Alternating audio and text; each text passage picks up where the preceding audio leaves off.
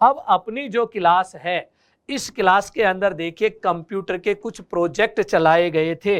उन प्रोजेक्ट्स के बारे में देखिए मैं आपको बताऊंगा जो एग्जाम में पूछा जाता है। पहला कंप्यूटर पर आधारित प्रोजेक्ट भारत में चलता है 1984-85 में। उस प्रोजेक्ट का नाम था क्लास। याद रखना कितनी बार आ चुका है एग्जाम में। प्रोजेक्ट का नाम क्या था? क्लास। अब ये जो क्लास प्रोजेक्ट था ये किसके द्वारा चलाया गया था? एनसीईआरटी। एनसीईआरटी द्वारा चलाया गया प्रोजेक्ट, पहला कार्यक्रम कंप्यूटर शिक्षा से संबंधित। इस कार्यक्रम का मूल उद्देश्य क्या था? कंप्यूटर से बच्चों को परिचित कराना बस। और क्लास का पूरा नाम भी पूछा जाता है एग्जाम में, और इसको देखिए हम क्या कहते हैं, पूरा नाम मैं लिख रहा हूं, computer literacy, computer literacy and study in school. ये पहला कार्यक्रम था जिसको शॉर्ट में कहा गया क्लास। पहला कार्यक्रम देखिए कंप्यूटर पर आधारित, पहला कार्यक्रम ये हमारे देश का था, भारत का। उद्देश्य क्या था? कंप्यूटर से परिचित कराना बस। दूसरा कार्यक्रम देखिए हमारे देश में चला गया, और जो चलाया गया 2004 में, प्रोग्राम का नाम था आईसीटी प्रोजेक्ट। क्या नाम था? ICT project. इसका मूल उद्देश्य क्या था? स्कूलों में कंप्यूटर लैब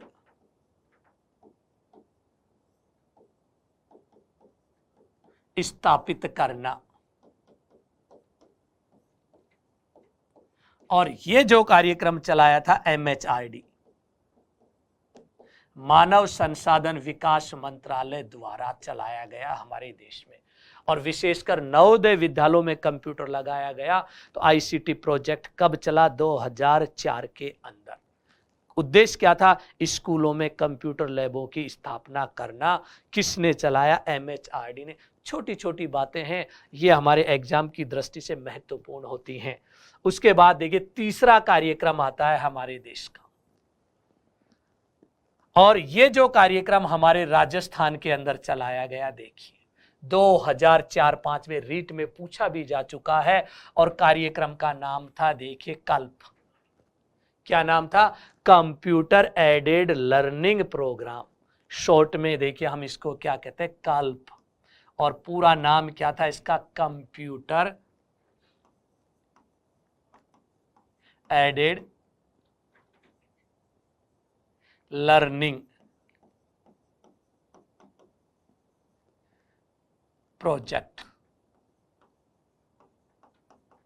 ये था कल्प, कंप्यूटर एडेड लर्निंग कार्यक्रम, जिसे हम कहते हैं कंप्यूटर, हिंदी में क्या कहेंगे? कंप्यूटर सहायक, कंप्यूटर सहायक अधिगम कार्यक्रम। ये था क्या? कक्षा 6 से 8 तक के बच्चों को कंप्यूटर की शिक्षा देना। ये था भाई कार्यक्रम, शिक्षा देना। उसके बाद देखिए एक कार्यक्रम और चलाया जाता है राजस्थान के अंदर, और राजस्थान में जो कार्यक्रम लॉन्च होता है उसका नाम था आईसीटी @स्कूल स्कीम। हिंदी में भी क्या कहेंगे? ICT @school scheme. ये कार्यक्रम चलाया गया हमारे राजस्थान में 2008-09 में। 14 के अंदर इसे रमसा से जोड़ दिया गया था, RMSA राष्ट्रीय माध्यमिक शिक्षा द्वारा। कब जोड़ा गया? 2014 में जोड़ा। तो शुरुआत में किसने चलाया था ये कार्यक्रम? शुरू में तो एमएचआरडी ने ही चलाया था। याद रखना, छोटी छोटी जानकारियां हैं। एमएचआरडी ने कार्यक्रम चलाया, रमसा से 2014 में इसे जोड़ दिया गया। कार्यक्रम का नाम है ICT@स्कूल। इसका उद्देश्य क्या था? राजकीय विद्यालयों में कंप्यूटर लैब की स्थापना करना। राजकीय विद्यालयों में कंप्यूटर लैब की स्थापना करना।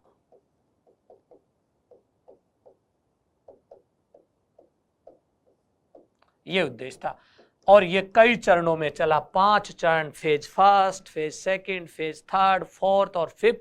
फिर उसके बाद देखिए आता है 1156 और उसके बाद 5150। इस तरह से यह कार्यक्रम चलाया गया और इसमें स्कूलों में कंप्यूटर लैब की क्या की गई? स्थापना। अब देखिए राजस्थान के अंदर एक कार्यक्रम और लॉन्च किया गया, देखिए कंप्यूटर से संबंधित। इस कार्यक्रम को कहा जाता है क्लिक योजना। क्या नाम दिया जाता है? क्लिक योजना। ये जो योजना चलाई गई थी, ये देखिए 6 से लेकर 10वीं तक। कौन सी कक्षा के बच्चे? कक्षा 6 से 10 तक के बच्चों को कंप्यूटर शिक्षा देना।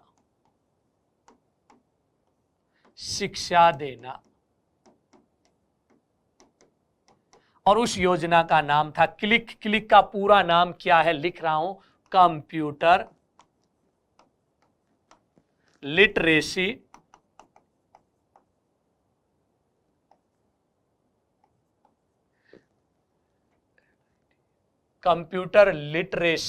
इनिशिएटिव फॉर comprehensive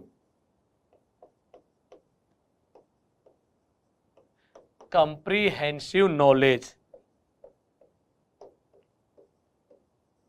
ये नाम है, ये पूछा जा सकता है एग्जाम में पूरा नाम क्लिक का। Computer literacy initiative for comprehensive knowledge. बच्चों को कंप्रीहेंसिव नॉलेज देने के लिए कार्यक्रम चलाया गया। जो कंप्यूटर लैब स्थापित की गई थी, उन लैब के अंदर बच्चों को देखिए यहाँ कार्यक्रम, और उन्हें RSCIT का सर्टिफिकेट भी दिया जाता है इस कार्यक्रम के अंतर्गत। ये 2 कार्यक्रम अपने कोर्स में हैं विशेष, और डिटेल से आप लोगों को पढ़ाए जाएंगे किसके अंदर? कंप्यूटर वाली क्लास के अंदर। कौन कौन से कार्यक्रम? CAL और CAI या तो कंप्यूटर वाली क्लास में, या इनको अलग से ही हम पढ़ा देंगे, क्योंकि अपने कोर्स में एक मॉडल और पढ़ाया जाएगा जिसका नाम क्या था? कंप्यूटर के अंदर ही देखिए लॉरेंस और डैनियल द्वारा दिया गया, देखिए एक मॉडल जो कंप्यूटर पर आधारित है। और ये दोनों चित्र आप देख रहे हो, कंप्यूटर के माध्यम से बच्चों को क्या देना? शिक्षा देना। इस तरह से अपने इसके अंदर कुछ कार्यक्रम थे। अब आता है कंप्यूटर के बाद इंटरनेट।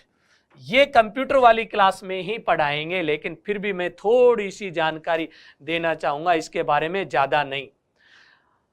इंटरनेट की बात करें तो देखिए इंटरनेट के विकास की कहानी को मैंने दिखाया है, जो एग्जाम में पूछ लिया जाता है। इंटरनेट का आविष्कार 1969 में USA में।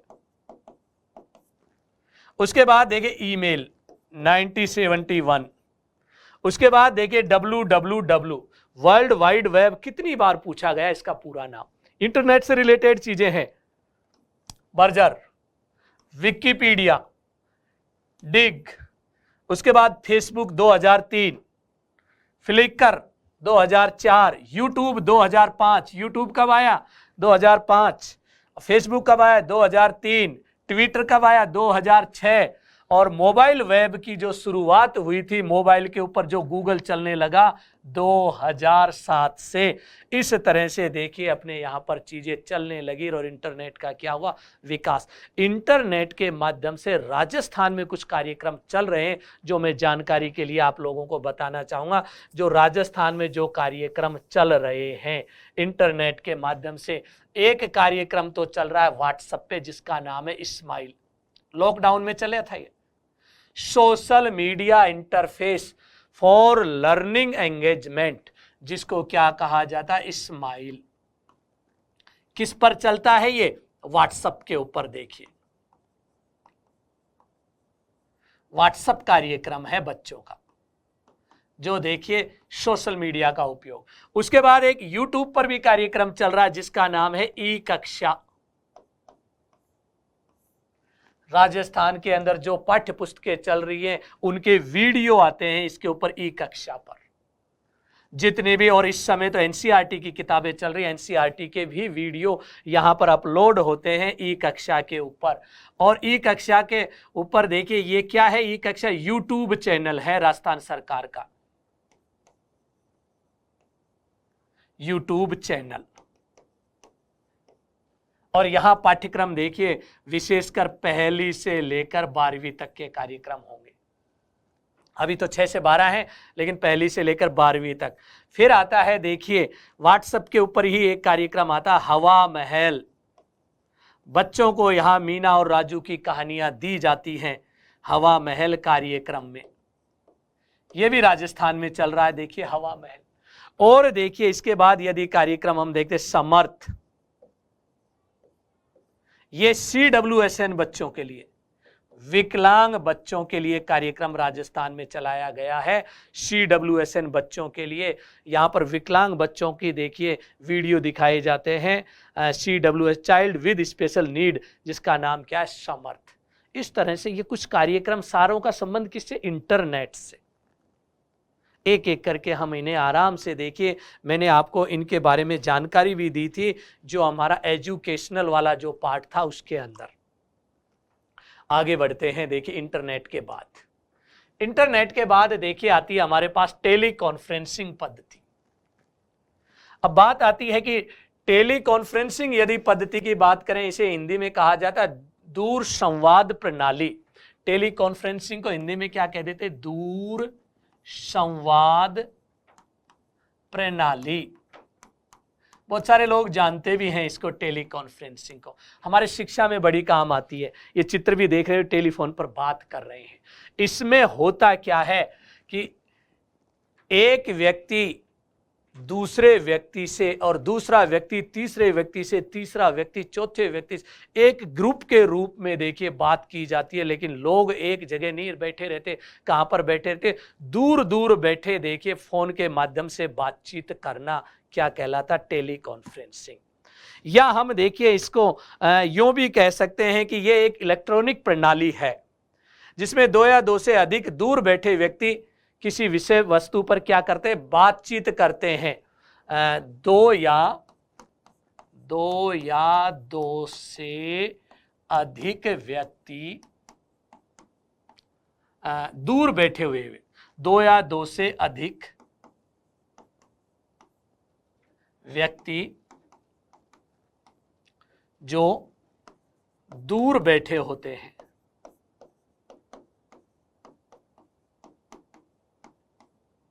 और एक दूसरे से संवाद करते हैं। संवाद का मतलब बातचीत, इंटरेक्टिव करते हैं। वो क्या करते हैं, कॉन्फ्रेंसिंग करते हैं। और इसी चीज को कहा, कुछ अपनी बात कह भी सकते हैं, दूसरे की बात के ऊपर वाद विवाद भी कर सकते हैं और अपनी सूचनाओं का आदान प्रदान भी कर सकते हैं। जैसा कि यहाँ पर देखिए ये टेलीफोन की यहाँ स्क्रीन के ऊपर वीडियो भी आ जाता है कई बार। तो इस तरह से देखिए बातचीत के, इसका जन्म हुआ था USA में। अब इसके हम प्रकार की यदि बात करें, ये 3 प्रकार से काम होता है इसमें। एक का नाम तो है टेली कॉन्फ्रेंसिंग जो पद्धति है, इसका नाम है ऑडियो कॉन्फ्रेंसिंग, वीडियो कॉन्फ्रेंसिंग और कंप्यूटर कॉन्फ्रेंसिंग। ऑडियो के अंदर तो केवल फोनिंग होगा, टेलीफोन से बातचीत, टेलीफोन। और वीडियो की यदि हम बात करें तो इंटरनेट, और कंप्यूटर पर भी जो बात होती है किस पे होती है, इंटरनेट पर ही कर लेते हैं। आजकल आप व्हाट्सएप चलाते हैं, व्हाट्सएप पे क्या करते हो, वीडियो कॉलिंग, वही तो वीसी है एक तरह की। इसके अलावा देखिए आजकल इन तीनों की जगह एक नई पद्धति आ गई है, उस पद्धति को हम वेब कास्टिंग भी कह देते हैं, एक तरह से वेब कॉन्फ्रेंसिंग। टीसी की जगह आजकल जो नई काम में ली जाती है जिसका नाम क्या है, वेब कॉन्फ्रेंसिंग।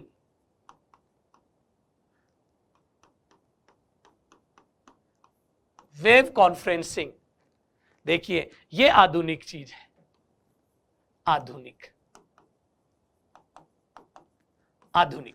पुरानी कौन सी होती है? Tele conferencing. टेली कॉन्फ्रेंसिंग कितने प्रकार की? ए का मतलब होता है ऑडियो, ऑडियो कॉन्फ्रेंसिंग। वी का मतलब क्या होता है? वीडियो। और सी का मतलब क्या है? कंप्यूटर। इस तरह से देखिए कॉन्फ्रेंसिंग होती है इसके अंदर, और दूर संवाद की ये प्रणाली है जिसको हम काम में लेते हैं, और ये सबसे पहले यूएसए में चालू हुई थी। अब इसके बाद देखिए हम आगे बढ़ते हैं।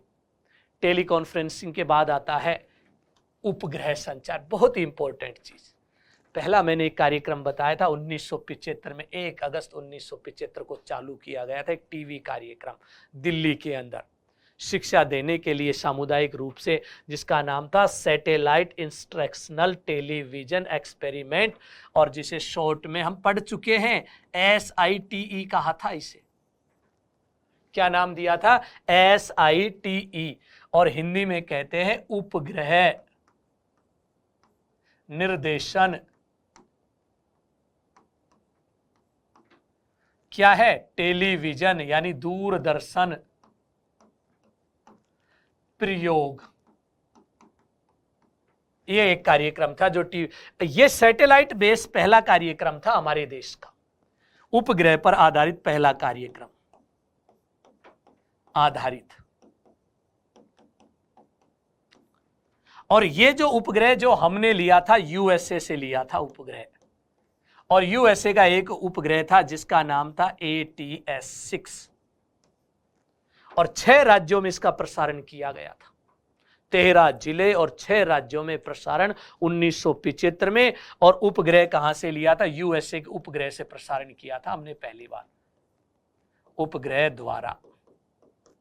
और उस उपग्रह का नाम क्या था? ATS-6, क्योंकि भारत का कोई सैटेलाइट था ही नहीं उस समय इस तरह का। और भारत ने पहली बार जो सैटेलाइट लॉन्च किया था, देखिए यदि हम बात करें यहां पर पहली तरह का जो भारत द्वारा जो लॉन्च किया गया था 1982 में, 10 अप्रैल 1982 में भारत द्वारा लॉन्च किया गया था इनसैट, और इस उपग्रह का नाम था 1A। भारत का पहला दूर संचार के क्षेत्र में एक उपग्रह लॉन्च किया गया था, और इस उपग्रह को हम क्या कहते हैं? इसको हम देखिए कहते हैं इनसैट 1A था।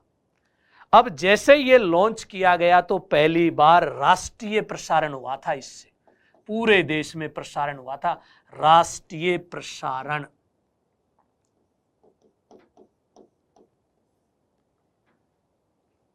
पहली बार दूरदर्शन पर पहली बार राष्ट्रीय प्रसारण कब हुआ? 1982। किसका प्रसारण किया गया था? इसमें याद रखना एशियाई गेम्स हो रहे थे, एशियाई खेल, रंगीन था ये, देखिए खेलों का प्रसारण किया गया था पहली बार पूरे देश में। कौन से उपग्रह से किया था? इनसैट 1A के माध्यम से पूरे देश में प्रसारण किया गया था 1982 में। लेकिन दोस्तों ये उपग्रह ज्यादा दिन नहीं चला, ये उपग्रह असफल हो गया। सही रूप से तो इनसैट ने काम करना शुरू किया जब दूसरा सैटेलाइट लॉन्च किया, इसकी जगह दूसरा सैटेलाइट लॉन्च किया था इनसैट 1B इसकी जगह, और ये लॉन्च किया गया था 1983 में। और इसी दिन से हमारी किसकी स्थापना हो जाती है? इनसैट की स्थापना।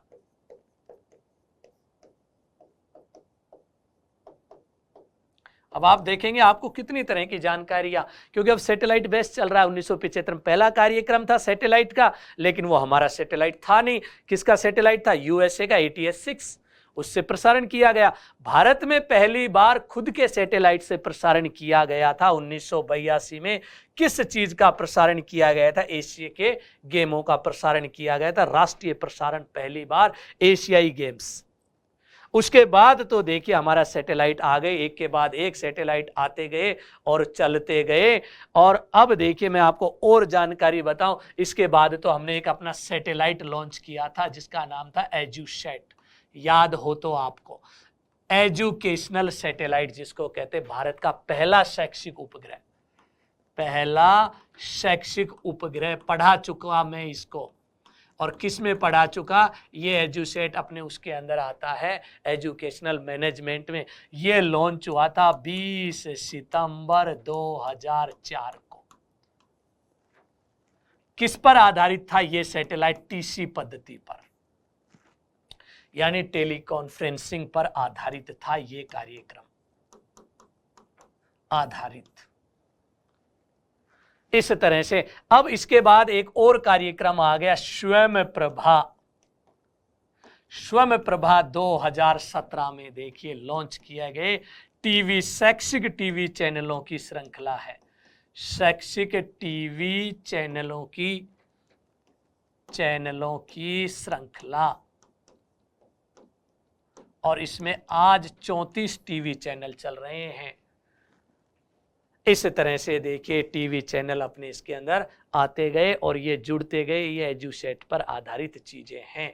और अब देखिए अंत में हम पढ़ते हैं ई लर्निंग।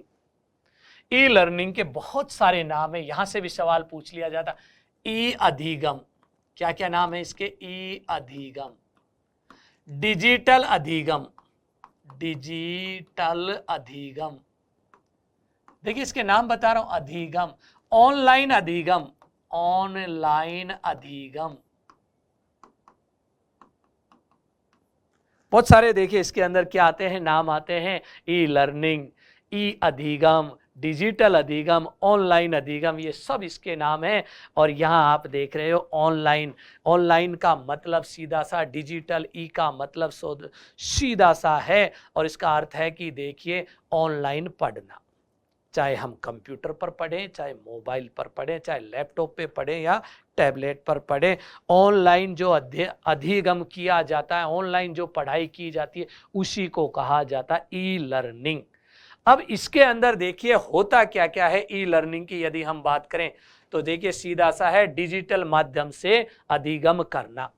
इसका अर्थ क्या है? डिजिटल माध्यम से अधिगम करना, डिजिटल माध्यम से अधिगम करना, बस इतना याद रखना। अब डिजिटल माध्यम से देखिए हम अधिगम करते हैं, बहुत सारे रूप हैं डिजिटल माध्यम से। क्या क्या? ऑनलाइन पढ़ लो भाई, ठीक है, जिसको कहते हैं ऑनलाइन लर्निंग, या वर्चुअल क्लासरूम में पढ़ लो, जैसे मैं यहां पढ़ा रहा हूं और मेरी लाइव प्रसारण बहुत सारे केंद्रों पर कर दिया जाए तो वो कहलाता वर्चुअल क्लासरूम। और देखिए ऑडियो वीडियो कॉन्फ्रेंसिंग कर लो, जिसको हम क्या कहते हैं, एसी और वीसी, इनके माध्यम से पढ़वा दो कॉन्फ्रेंसिंग करके। ऑनलाइन चैट्स के माध्यम से पढ़वा दीजिए। उसके अलावा देखिए इंस्टेंट मैसेज, तुरंत मैसेज जो किए जाते हैं, मैसेजिंग के माध्यम से पढ़वा दिए। और फिर शेयर्ड देखिए व्हाइट बोर्ड, व्हाइट बोर्ड जो स्मार्ट जो बोर्ड है उनके माध्यम से पढ़ा लीजिए। एप्लीकेशन शेयरिंग, बहुत सारी एप्लीकेशन होती हैं जिनके माध्यम से देखिए पढ़ा जा सकता है, जैसे मोबाइल लर्निंग के ऐप होते हैं। ये किस पर होती हैं एप्लीकेशन? मोबाइल। जैसा कि आप इस डिजिटल चैनल पर पढ़ रहे हो, मोबाइल ऐप, उन पर आप पढ़ लीजिए। ये ई लर्निंग है। अब देखिए ई लर्निंग के अंदर हम देखते हैं इसके माध्यम। ई लर्निंग के यदि हम माध्यम की बात करें, ई लर्निंग के बहुत सारे माध्यम हैं, याद रखना, यहां से भी एक क्वेश्चन पूछा गया था एक बार। ई लर्निंग के यदि हम माध्यम की बात करते हैं तो देखिए इसके अंदर जो आते हैं, कौन कौन से माध्यम आते हैं हमारे? दृश्य माध्यम है, मुद्रित माध्यम है, या तो देखिए क्या हो सकता है, मुद्रित हो सकती है कोई भी चीज, मुद्रित माध्यम, मीडिया, प्रिंटेड, प्रिंटेड क्या हो सकती है? हमारी पुस्तकें, ठीक है भाई। उसके बाद देखिए दृश्य, दृश्य माध्यम, दृश्य माध्यम की यदि हम बात करें तो दृश्य माध्यम में क्या क्या आएंगे? हमारे दूरदर्शन, और इसके अलावा देखिए सैटेलाइट प्रसारण, वीडियो देखिए मीडिया होता है, दूरदर्शन है हमारा, दूरदर्शन, इस पर भी पढ़ते हैं बच्चे, या सैटेलाइट से प्रसारण हो, सैटेलाइट प्रसारण कर दिया जाए, जैसे एजुसेट। एक तो टीवी हो गया, दूरदर्शन, और ये क्या है? सैटेलाइट प्रसारण। और भी बहुत सारे वीडियो जैसे रिकॉर्डेड होते हैं, वीडियो टेप इसके माध्यम से भी। एक और आता है जो इंपॉर्टेंट है एग्जाम की दृष्टि से, कम्युनिकेशन मीडियम, संचार माध्यम। ये याद रखना, दो प्रकार का होता है संचार माध्यम। एक तो होता है तुल्यकालिक माध्यम और एक होता है अतुल्यकालिक माध्यम। याद रखना ये दो माध्यम हैं देखिए आजकल पढ़ने के।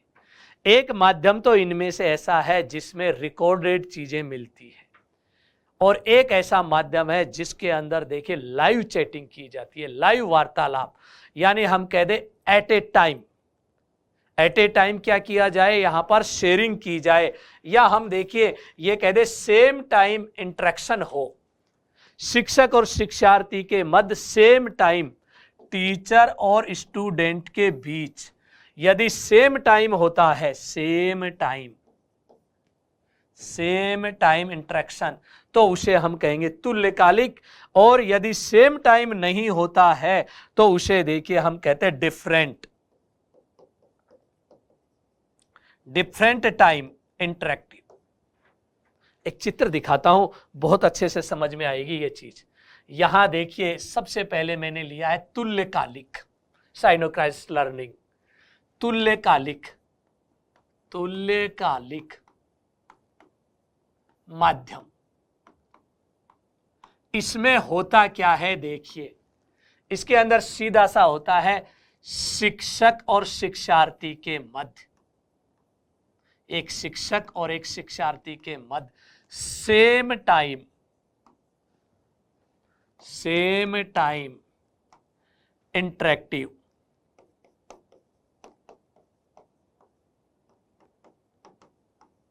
अंतःक्रिया कह दो या संवाद, दोनों क्या हो, ऑनलाइन हो। और जब दोनों देखिए लोग होते, शिक्षक और शिक्षार्थी एट ए टाइम दोनों देखिए ऑनलाइन होते हैं, तब देखिए अंतःक्रिया होती है, उसको कहा जाता है तुल्यकालिक।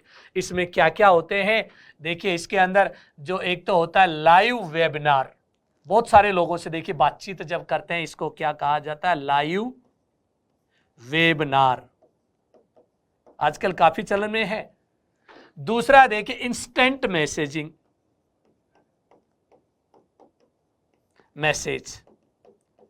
यानी एक मैसेज इधर से कर रहा है, दूसरा उधर से आ रहा है, ये इंस्टेंट होता है। उसके बाद देखिए वीडियो कॉन्फ्रेंसिंग वीसी ऑनलाइन चलती है, दोनों वार्तालाप। वर्चुअल क्लासरूम,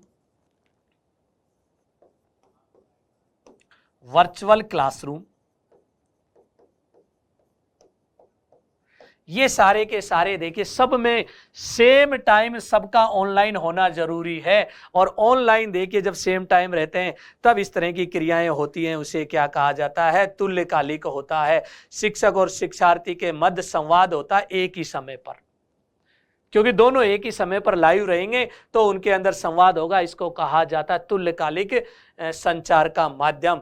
और दूसरा एक माध्यम और होता है देखिए, जिसके एक चीज अपना फोन कॉल भी कह सकते हैं। फोन पे दो लोग जब बात करते हैं तो वो भी कौन सा होता है, ऐसे थोड़ी एक जना बोलता रहे दूसरा सो जाए, 1 घंटे बाद सुनूंगा उनकी आवाज, वो नहीं। अब दूसरा जो रूप होता है अतुल्यकालिक, साइनोक्राइजर लर्निंग, जिसे कहा जाता है अतुल्यकालिक, ये आया हुआ है एग्जाम में, अतुल्यकालिक संचार माध्यम मीडिया। और इसमें देखिए दोनों क्या होते हैं, शिक्षक और शिक्षार्थी देखिए यहां पर अलग अलग समय पर उपलब्ध होते हैं। शिक्षक डिफरेंट टाइम, शिक्षक व शिक्षार्थी अलग अलग समय पर ऑनलाइन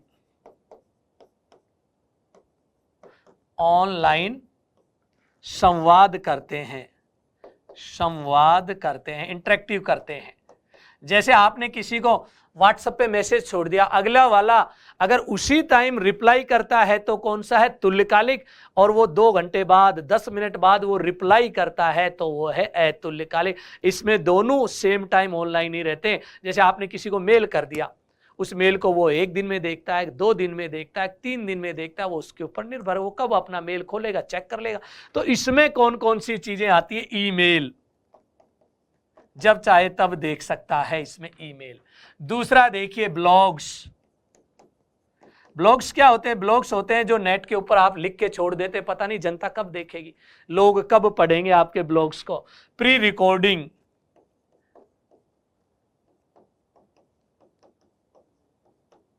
प्री रिकॉर्डिंग। ऑनलाइन देखिए discuss, online discuss, online discussion. आप इधर से देखिए कोई अपने चैटिंग करके छोड़ दी, दूसरा 1 घंटे बाद चैटिंग कर देता है, तीसरा आता है वो 1 घंटे बाद उस पर, तो ये क्या है, ऑनलाइन डिस्कस चलता रहता है। आज जैसे फेसबुक पे किसी ने कोई स्टेटमेंट दिया, तो एट ए टाइम लोग रिप्लाई नहीं होते। जब भी कोई आदमी फेसबुक पर आएगा, डिफरेंट टाइम पर वो फेसबुक पर आपके कमेंट्स पर लिखेगा, और आप द्वारा जो पोस्ट की जाती है उस पोस्ट को कहा जाता है पॉडकास्ट। क्या कहा जाता है, कंप्यूटर की भाषा में पॉडकास्ट कहा जाता है। जो भी हम पोस्ट करते हैं तो उसको हम क्या कहते हैं, पॉडकास्ट। इस तरह से देखिए इसमें अलग अलग समय पर अंत्यक्रिया होती है और तुल्यकालिक में दोनों ऑनलाइन रहते हैं। एक ही समय पर इस तरह की क्रियाएं होती हैं और इस तरह की देखिए चीजें। एक जैसे मैंने अभी बताया पॉडकास्ट, CAST, ये भी इसी में आता है। अब इस तरह से देखिए ये तो हमारा क्या था, ई लर्निंग। अब ई लर्निंग में भी एक चीज आती है हमारी, ई कंटेंट, और आते हैं ई सामग्री। अनेक प्रकार की सामग्री होती है हमारे पढ़ने के लिए, सामग्री की श्रेणियां, कैटेगरी। अब पता है हमें ई लर्निंग की सामग्री किस किस रूप में मिलती है, कई बार तो हमें इमेज के रूप में मिलती है, इमेज, चित्र, टेक्स्ट, श्रव्य के रूप में भी मिलती है, कई बार वीडियो के रूप में भी मिलती है, वीडियो। श्रव्य का मतलब क्या है, ऑडियो।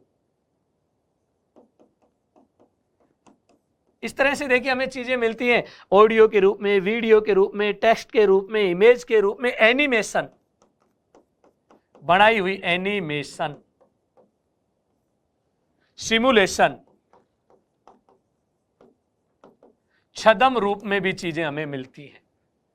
तो देखिए हमारे जो विषय वस्तुएं हमें कई तरह से मिलती हैं, टेक्स्ट है, इमेज है, ऑडियो है, वीडियो है, एनिमेशन है, सिमुलेशन है, और उसके अलावा और भी हम कह सकते हैं इंटरएक्टिव के रूप में भी मिल जाती हैं। इंटरएक्टिव,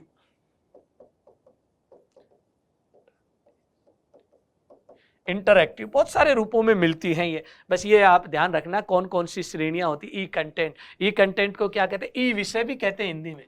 कई बार क्या है कि हमें इनका हिंदी में अर्थ नहीं होता, ई विषय। बहुत सारी विषय वस्तु देखिए हमें ऑनलाइन मिलती है इस तरह से। और अब आता है एक बहुत ही महत्वपूर्ण पार्ट इसका, इस वीडियो के अंत में। ऐसे कौन कौन से प्रोजेक्ट हैं जो सरकार द्वारा चलाए गए समय समय पर, थोड़ा सा इस पे फोकस करना और याद करने की कोशिश करना, क्योंकि यहाँ से चीजें पूछी जाती हैं और पूछी भी जाती हैं। तो देखिए यहाँ पर बहुत सारे क्या है, कार्यक्रम है। सबसे बड़ा एक कार्यक्रम देखिए मैं जिसकी बात कर रहा हूं, PME विद्या योजना। कौन सी योजना है, PME विद्या योजना। ये कार्यक्रम देखिए बहुत बड़ा कार्यक्रम है, PME विद्या योजना। ये कार्यक्रम की यदि हम बात करें तो ये कार्यक्रम देखिए लॉन्च किया गया था 17 मई 2020 को, 17 मई 2020 को लॉन्च किया गया था। ये देखिए ये कार्यक्रम लॉन्च किया, किसने किया, MHRD ने, MHRD द्वारा ये कार्यक्रम लॉन्च किया गया। और ये इसका लोगो है भाई, ध्यान से देख लो, और ये है PME विद्या योजना। क्या है ये? One nation one digital platform है ये। One nation one digital platform, यानी एक राष्ट्र एक डिजिटल प्लेटफॉर्म, पूरे देश के लिए सबसे बड़ा एक प्लेटफॉर्म तैयार किया गया, जिसके ऊपर कंप्यूटर, मोबाइल और टीवी के कार्यक्रमों का बारे में बताया गया है। अर्थात डिजिटल ऑनलाइन ऑन एयर माध्यम से शिक्षा पहुंचाना, यानी डिजिटल माध्यम से, इसका उद्देश्य क्या था? डिजिटल माध्यम से शिक्षा पहुंचाना, डिजिटल माध्यम से शिक्षा पहुंचाना।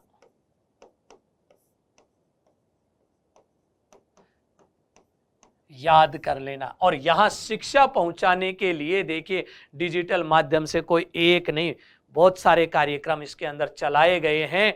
और ई विद्या के अंदर देखिए क्या क्या कार्यक्रम आते, पीएम ई विद्या,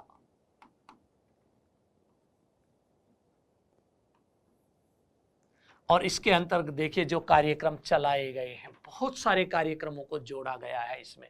अगर इनके कार्यक्रमों को हम देखें, एक आता है ऐप जिसका नाम है दीक्षा। ये क्या है? एक ऐप है, याद रखना। One nation one digital platform को साकार करने वाला एक ऐप। उसके बाद देखिए एक कार्यक्रम और चलाया गया जिसका नाम है स्वयं। स्वयं नाम का देखिए एक, ये सबसे बड़ा ऑनलाइन डिजिटल प्लेटफॉर्म है जिसका नाम क्या है? स्वयं के नाम से है। और ये देखिए हमारी शिक्षा नीति में 3 बातें कही गई थी, इक्विलिटी, क्वालिटी और एसेट्स, यानी सभी लोगों को शिक्षा की पहुंच समान और गुणवत्तापूर्ण उपलब्ध कराने के लिए कार्यक्रम चलाया गया था। 3 सिद्धांतों पर आधारित है। एक तो देखिए मैंने आपको बताया एसेज, पहुंच, दूसरा देखिए इक्विलिटी, समानता, और तीसरा गुणवत्ता। इसके लिए कार्यक्रम चलाया गया हमारे देश के अंदर। बहुत बड़ा क्या है? शिक्षा का देखिए प्लेटफॉर्म है, ई लर्निंग का सबसे बड़ा प्लेटफॉर्म, ई लर्निंग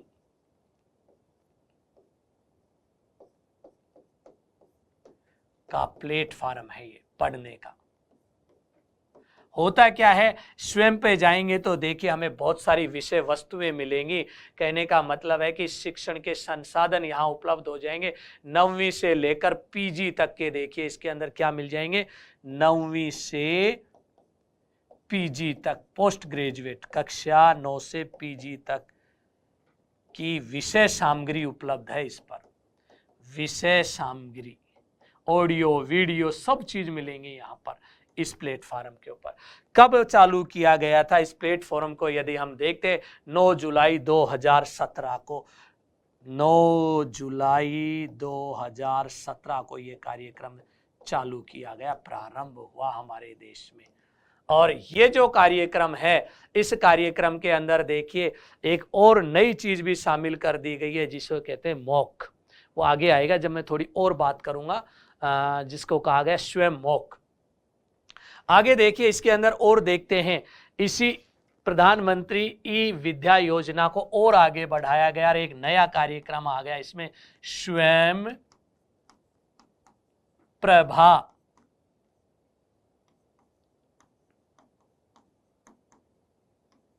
ये टीवी चैनल है, चैनलों की श्रृंखला जिसके बारे में बात हो चुकी, चैनलों की, शैक्षिक टीवी चैनलों की श्रृंखला है, बात हो चुका है इसके बारे में। और देखिए इसके बाद रेडियो से संबंधित भी देखिए इसके अंदर चीजें दी गई हैं, इंटरनेट रेडियो। इसमें जो अगली चीज जोड़ी गई है, इंटरनेट रेडियो। फिर देखिए इंटरनेट रेडियो के अलावा सामुदायिक रेडियो, समुदाय द्वारा देखिए जो रेडियो चलाया जाता है, सामुदायिक रेडियो। ये कार्यक्रम है इसके अंदर जो चलाए जा रहे हैं। तीसरा एक कार्यक्रम और है जिसे कहा जाता है सीबीएसई, सीबीएसई पॉडकास्ट, शिक्षा वाणी नामक कार्यक्रम, शिक्षा वाणी। इस पर क्या है कि हमारी 10वीं और 12वीं के जो सीबीएसई में बच्चे पढ़ते हैं उनके प्रश्न बैंक, उनकी कठिन प्रश्नावली वगैरह डाली गई है। उससे संबंधित देखिए यहाँ पर रेडियो पर कार्यक्रम चलते रहते हैं, दिशा निर्देश आते रहते हैं। उसी का नाम है सीबीएसई पॉडकास्ट शिक्षा वाणी। ये रेडियो के कार्यक्रम है 3। इंटरनेट रेडियो, सामुदायिक रेडियो, सीबीएसई पॉडकास्ट रेडियो। इसके अलावा दृष्टि बाधित जो बच्चे हैं, दृष्टि बाधित जिनको दिखाई नहीं देता, और दूसरे देखिए जो बच्चे बधिर जिन्हें सुनाई नहीं देता, इन बालकों के लिए भी कार्यक्रम आते हैं। अब देखिए जो अंधे बच्चे हैं उनके लिए तो किस पर आते हैं, रेडियो पर कार्यक्रम।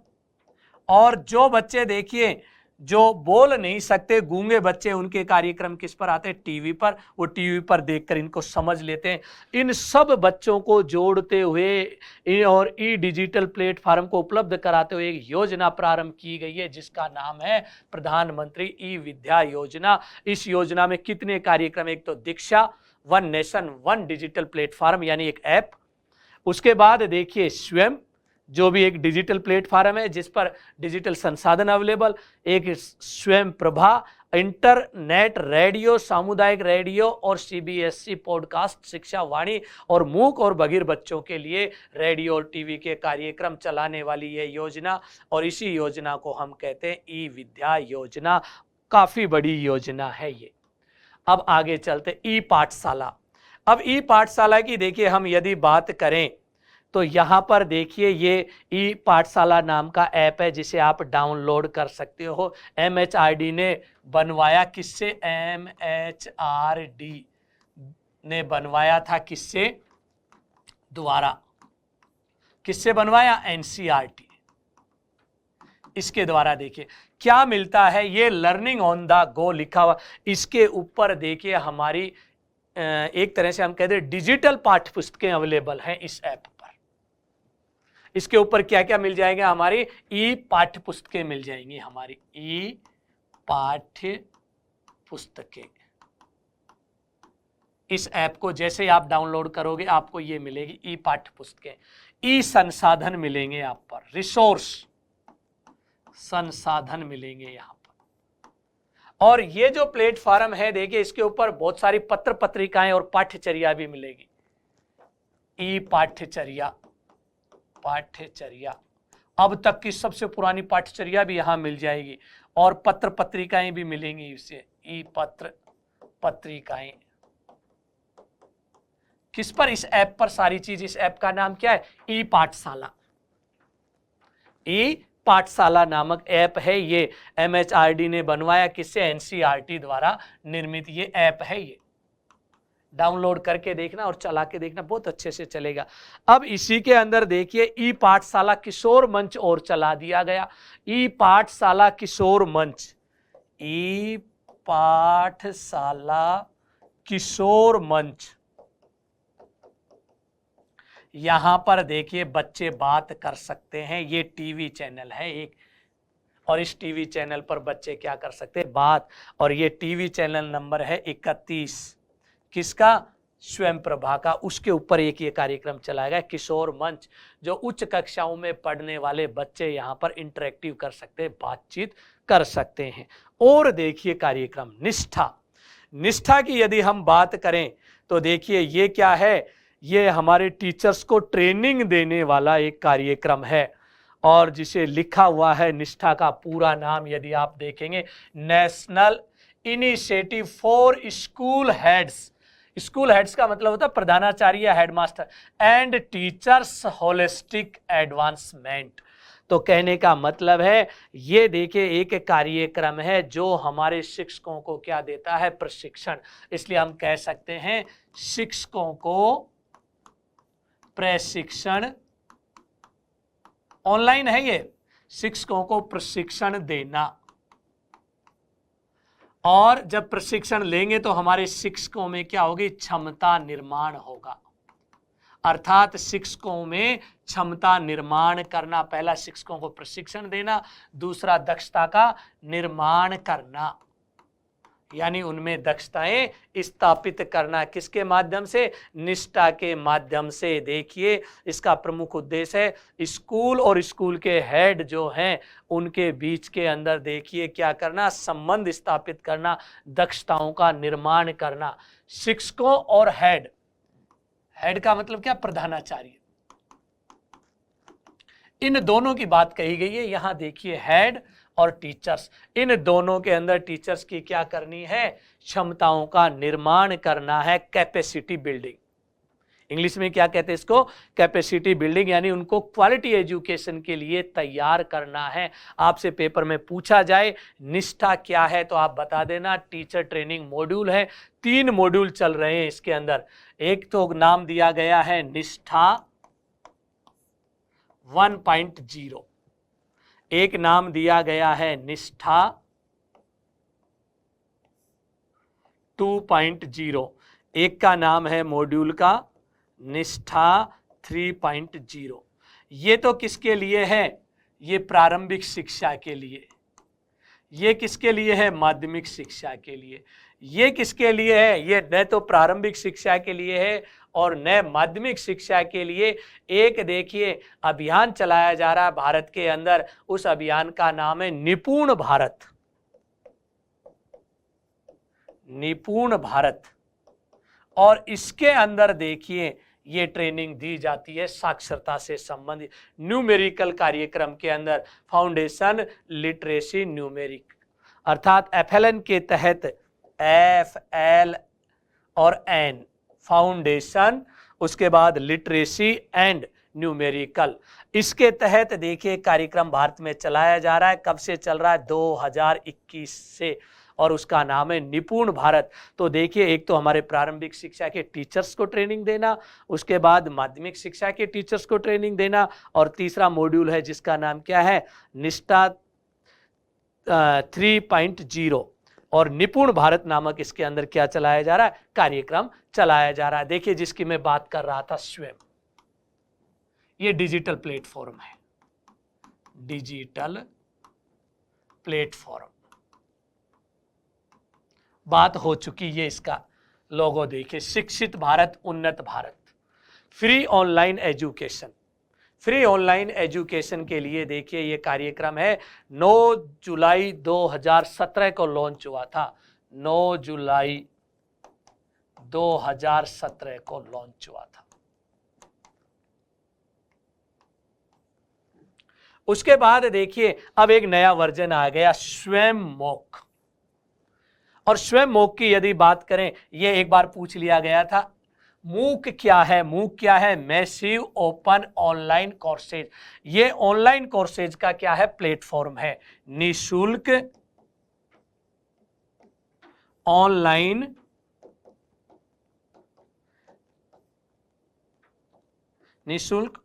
प्लेटफॉर्म।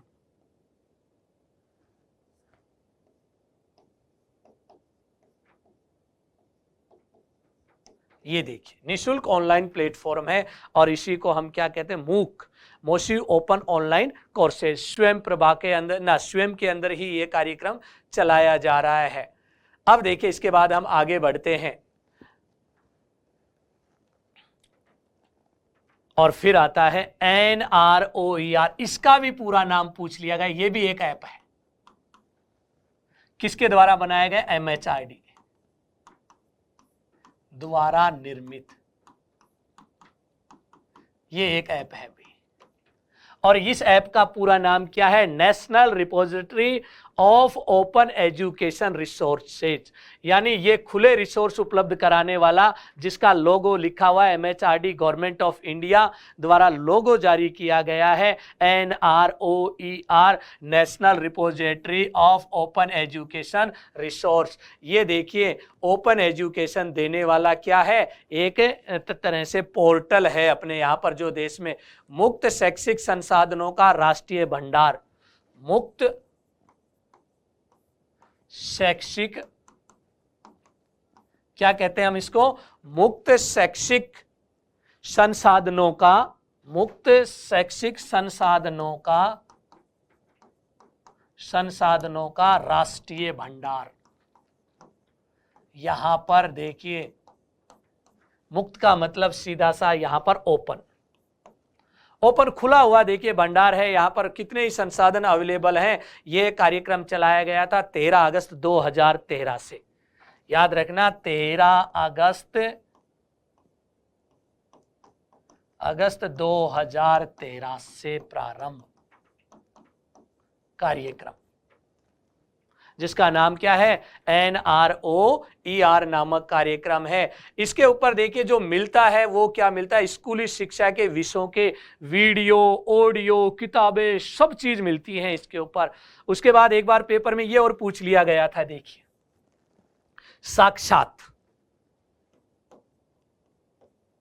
साक्षात क्या है, ये भी देखिए एक वन स्टॉप एजुकेशन पोर्टल है। किसका, MHRD का।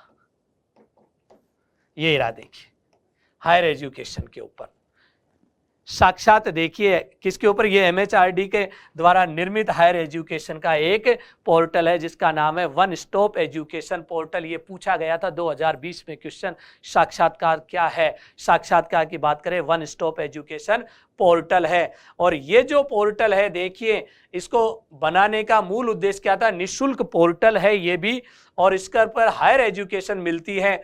और जो प्रतिभाशाली जो बच्चे हैं उनकी देखिए क्षमताओं का वर्धन करने के लिए किसके लिए बनाया गया, निःशुल्क पोर्टल है ये भी, कोई पैसे नहीं लगती इसमें, निःशुल्क पोर्टल प्रतिभाशाली बच्चों के लिए, प्रतिभाशाली बच्चों की जिज्ञासाओं के लिए, वो कुछ ना कुछ नया जानना चाहते हैं। देखिए जो टैलेंटेड बच्चे, उनके लिए पोर्टल बनाया गया जिसका लोगो आपके सामने है। और देखिए यदि हम कार्यक्रम देखें, दीक्षा बहुत ही महत्वपूर्ण, और ये देखिए दीक्षा ऐप, ये MHRD द्वारा निर्मित है, MHRD द्वारा निर्मित ऐप है ये। इस ऐप को बात करें, digital infrastructure for knowledge sharing का ऐप है ये अगर पूछे आपसे एग्जाम के अंदर तो किस चीज का है ये ऐप जो है नॉलेज शेयरिंग का ऐप है जिसका निर्माण MHRD ने कराया। इसी ऐप के ऊपर देखिए हम ट्रेनिंग लेते हैं, किसकी, निष्ठा की ट्रेनिंग होती है इसी ऐप पर। और ये कई राज्यों के लिए और कई भाषाओं में संचालित ऐप है। और इसको ही देखिए एक नाम दिया जाता है one nation, one digital platform.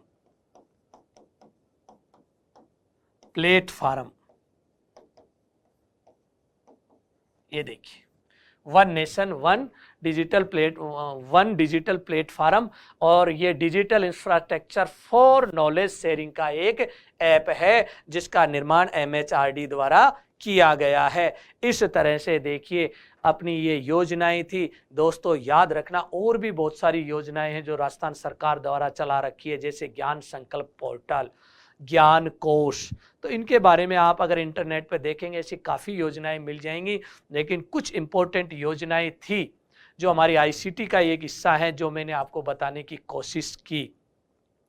और इनको याद रखना, जैसे E-गवर्नेंस का भी एक ऐप आता उमंग, जो E-गवर्नेंस को ग्रामीण क्षेत्रों में चलाने के लिए ऐसी चीज़ें आपको याद होनी चाहिए और उन चीज़ों को ढूंढना। जैसे सर्व शिक्षा अभियान की मॉनिटरिंग करने के लिए चलाया गया सगुन, ऐसे बहुत सारे प्रोजेक्ट हैं।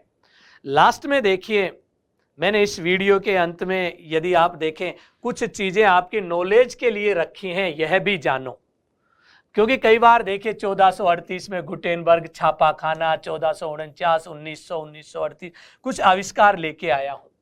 अब ये पढ़ाने के नहीं है, सीधे सीधे आविष्कार और आविष्कार करता तथ्य है।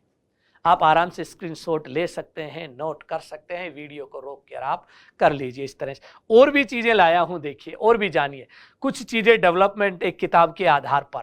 जैसे एक बार पूछा गया था ब्लैक बोर्ड का जन्म कब हुआ, चौक और ब्लैक बोर्ड का जन्म कब से माना जाता है, 1850।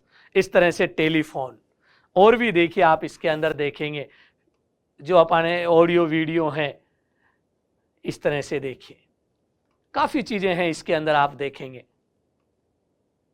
ये देखिए यूट्यूब वगैरह सब चीजें हैं। और इस तरह से अपना ये कार्यक्रम क्या है, समाप्त हो जाता है, जिसका नाम था आईसीटी। और आईसीटी का हमने ये पार्ट पढ़ा, अच्छे से आप लोगों को समझना है। और आप लोगों को धन्यवाद इस चीज के लिए कि आप लोगों ने इसको अच्छे से शायद समझा भी होगा। नमस्कार, अगले वीडियो में फिर मिलते हैं।